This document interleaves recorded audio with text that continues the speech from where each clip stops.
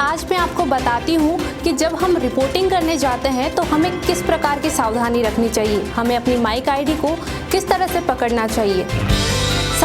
सबसे पहली चीज़ कि हमें अपनी माइक आईडी को इस तरह से रखना है कि अपने शर्ट की तीसरी बटन यानी यहाँ पर इस तरह से अपनी माइक आईडी को पकड़ना चाहिए। और दूसरी चीज़ ये कि अपनी माइक आईडी जो भी चैनल है अपना वो ऐसे सामने दिखाई देना चाहिए कि अपनी माइक आईडी किस चैनल की है। दूसरी चीज़ ये कि अपनी माइक आईडी ऐसे सीधी होनी चाहिए ताकि कैमरे में वो आ सके कि कौन से चैनल की है। तीसरी चीज़ ये कि अपनी माइक आईडी को यहाँ नहीं यहाँ पकड़ना है इस तरह से। चौथी चीज़ ये कि पहले ये ध्यान रख लें कि अपना माइक ऑन है या नहीं, उसमें कॉर्ड लगा कर रखें तभी आपकी आवाज़ आ पाएगी। पांचवी चीज़ वो ये कि आप अगर कहीं रिपोर्टिंग करने जा रहे हैं, अगर किसी से सवाल पूछ रहे हैं तो आप अपनी माइक आईडी अपने पास रखें, ना कि उनको उनके हाथ में दें। जब आप सवाल पूछ रहे हैं तो माइक आईडी अपने पास अपने मुंह के इधर होनी चाहिए।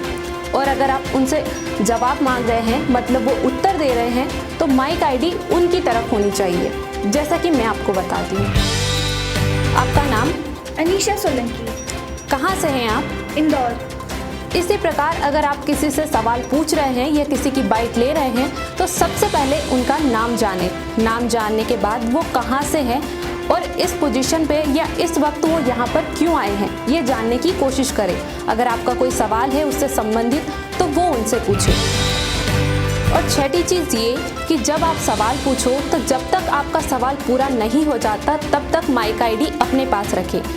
उसके बाद जब वो जवाब दें, जब तक उनका जवाब ख़त्म नहीं हो जाता तब तक माइक आईडी उनके सामने रखें, उनके फेस से सीधे इस तरह से, ताकि उनकी आवाज़ पूरी तरीके से कैद हो सके और उनका जवाब हमें समझ आ सके।